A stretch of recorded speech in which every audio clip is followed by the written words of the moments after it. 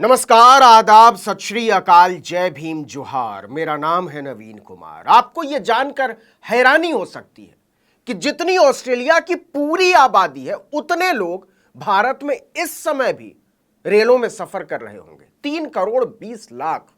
क्या इतने बड़े सिस्टम की सुरक्षा को मजाक में लिया जा सकता है? उसे दरकिनार किया जा सकता है? सोशल मीडिया पर हजारों लोग लिख रहे हैं कि मोदी है तो मुमकिन है। मैंने अपने पिछले वीडियो में कहा था कि नरेंद्र मोदी का दिल देश चलाने में नहीं लगता। वो रंगीन कपड़ों में तमाशों और नौटंकीबाजियों का लुत्फ लेने के शौकीन हैं। कई बार मैंने अपने आप से पूछा कि एक प्रधानमंत्री के बारे में ऐसी बात करनी चाहिए या नहीं, और जब मैं देखता हूं कि उनकी भाषणबाजियों में तो देश है, लेकिन उनकी प्राथमिकताओं में साधारण लोगों का देश कहीं नजर नहीं आता।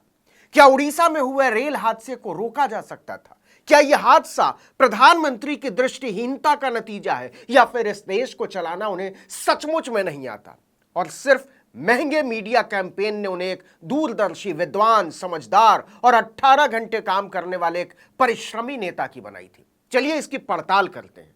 नरेंद्र मोदी ने 2013 के चुनाव अभियान में क्या वादा किया था? 2 करोड़ सालाना रोजगार देने का। इसकी हकीकत भी जान लीजिए, आप जानते भी होंगे, और फिर बताएंगे कि कैसे यह उड़ीसा के रेल हादसे से जुड़ा हुआ है। यह आंकड़ा खुद रेल मंत्रालय ने एक सवाल के जवाब में 23 दिसंबर 2022 को राज्यसभा में पेश किया था। मतलब बालासोर की घटना से केवल 6 महीने पहले। इसमें बताया गया है कि किस जोन में कितने पद खाली हैं। सेंट्रल जोन में 28,650 सीटें, ईस्ट जोन में 10,043, ईस्ट सेंट्रल जोन में 14,723, ईस्टर्न जोन में 30,141, नॉर्थ सेंट्रल जोन में 18,509, साउथ ईस्टर्न जोन में 17,579, सदर्न जोन में 22,506, वेस्टर्न जोन में तो 30,476। इन सब को मिला दीजिए तो 3,12,941 सीटें रेलवे में इस समय भी खाली पड़ी हो, शायद इससे ज्यादा।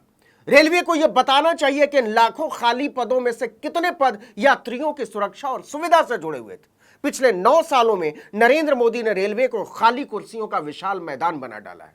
और यह केवल बेरोजगारी से जुड़ा मामला नहीं है साहब, रेलवे सेफ्टी से जुड़ा मामला है। लेकिन नरेंद्र मोदी को इससे कोई लेना देना नहीं था कि इसका अंजाम क्या हो सकता है। कमेटी के कहने के बावजूद आपकी सरकार ने गलतियां नहीं सुधारी।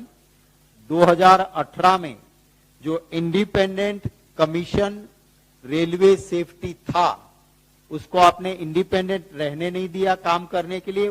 बात केवल खाली पदों की नहीं है, प्रधानमंत्री की प्राथमिकताओं का है। सीएजी यानी कैग की रिपोर्ट देखिए, वही सीएजी जिसकी रिपोर्टों को यही नरेंद्र मोदी सत्यवादी हरिश्चंद्र का न्याय बताते घूमते थे 2013 में। 2G घोटाला, कोलजी घोटाला, कॉमनवेल्थ घोटाला और भी पता नहीं क्या क्या। हालांकि ये सारे आरोप अदालतों में झूठ का पुलिंदा निकले। खैर, उसी कैग की रिपोर्ट कहती है कि पटरियों की देखरेख को मोदी सरकार ने लगातार दरकिनार किया था। कैग की यह रिपोर्ट 2022 में सामने आई थी। इस रिपोर्ट में रेलवे की पटरियों के रखरखाव पर सवाल उठाए गए थे, गंभीर सवाल।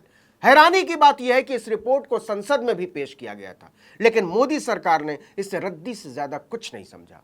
इतना ही नहीं, उसने लगातार हो रहे हादसों के बावजूद आने वाले खतरों को नजरअंदाज किया। हम ऐसा क्यों कह रहे हैं, इसके लिए कैग की रिपोर्ट को जरा पलट कर देखते हैं। सीएजी की ऑडिट रिपोर्ट के अनुसार 2017-18 और 2020-21 के बीच देश भर में 217 ऐसी रेल दुर्घटनाएं हुई जिनमें जान माल का नुकसान हुआ। लेकिन जो गौर करने वाली बात है वो ये कि हर 4 में से लगभग 3 दुर्घटना ट्रेन के पटरी से उतरने के कारण हुई। रिपोर्ट में बताया गया था कि 2017 से मार्च 2021 तक कुल 2017 रेल दुर्घटनाएं हुई। इनमें से 1392 घटनाएं ट्रेन के पटरी से उतरने के कारण हुई।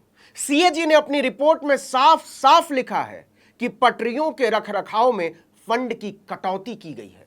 रिपोर्टों में कहा गया था कि न केवल मोदी सरकार ट्रैक की मरम्मत में बरसों से फंड में कटौती कर रही है, बल्कि जो फंड मिलता है उसका भी पूरी तरह से इस्तेमाल नहीं किया जाता। इसका मतलब यह हुआ कि नरेंद्र मोदी सरकार की प्राथमिकता में रेल पटरियों को दुरुस्त करना कहीं था ही नहीं। सीएजी की रिपोर्ट में बताया गया था कि 2017 से 21 के बीच 1129 ऐसी घटनाएं हुई जिनमें ट्रेन पटरी से उतरी। इन घटनाओं में रेलवे को करीब 35 करोड़ रुपए का नुकसान हुआ। अब जरा फंड में कटौती को भी समझ लेते हैं। ट्रैक के रखरखाव के लिए 2018-19 में मोदी सरकार ने 9,607 करोड़ 65 लाख रुपए दिए थे, लेकिन 2019-20 में इसे सीधे 2,000 करोड़ घटा दिया गया। 9,607 करोड़ से सीधे 7,417 करोड़ केवल।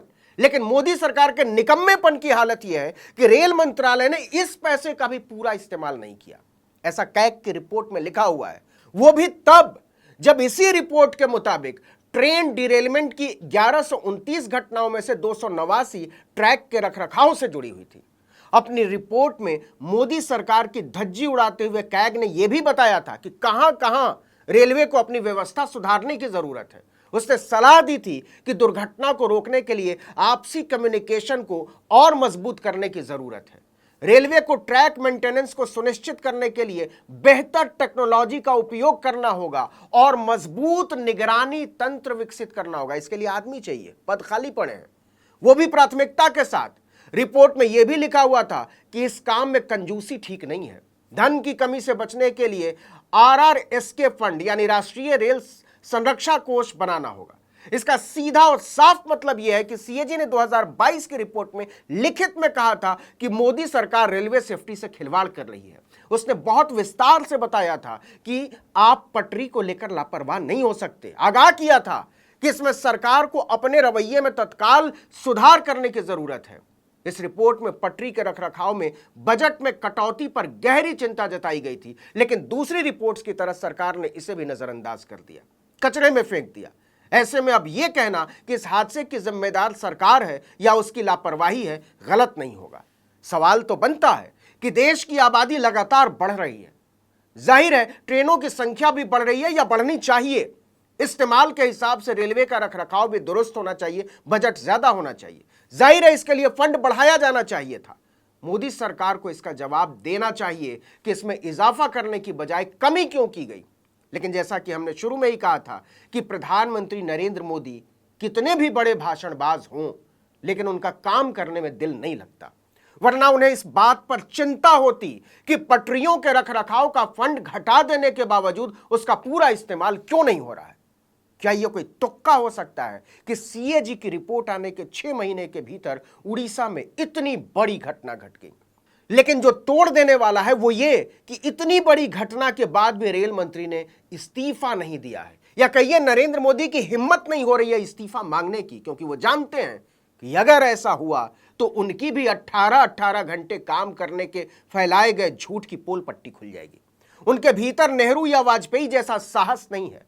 आपको बता दें कि 1956 में एक रेल हादसे के बाद लाल बहादुर शास्त्री ने फौरन रेल मंत्री के पद से इस्तीफा दे दिया था। 1999 में रेल मंत्री नीतीश कुमार ने असम में हुए गैसल रेल हादसे की नैतिक जिम्मेदारी लेते हुए इस्तीफा दे दिया था। इसी तरह साल 2000 में ममता बनर्जी ने भी 2 ट्रेन हादसों के बाद इसकी नैतिक जिम्मेदारी लेते हुए अपने पद से इस्तीफा दे दिया था।